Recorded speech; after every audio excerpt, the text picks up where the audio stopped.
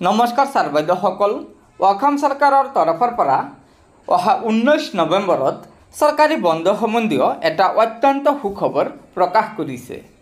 হয় ছাৰ বাইদেউসকল, বীৰ ৰাঘৱ মৰাণৰ সাহসিকতা আৰু অৱদানক সন্মান জনাই অসম চৰকাৰে অহা 19 নৱেম্বৰত অৰ্থাৎ অহা মঙ্গলবাৰে বীৰ ৰাঘৱ মৰাণ দিৱসৰ সীমিত বন্ধ অৰ্থাৎ ৰেষ্ট্ৰিক্টেড হলিডে ঘোষণা কৰিছে।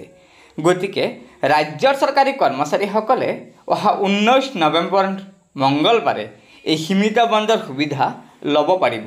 গতিকে ছাৰ বাইদেউসকল, ৰাজ্যৰ চৰকাৰী কৰ্মচাৰীসকলৰ বাবে এয়া নিশ্চয় চৰকাৰী বন্ধ সম্বন্ধীয় এটা অত্যন্ত সুখবৰ দিছে আমাৰ অসম চৰকাৰে।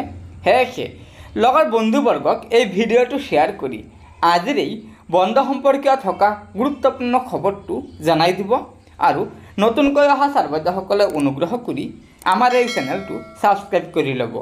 ধন্যবাদ। জয় অসম।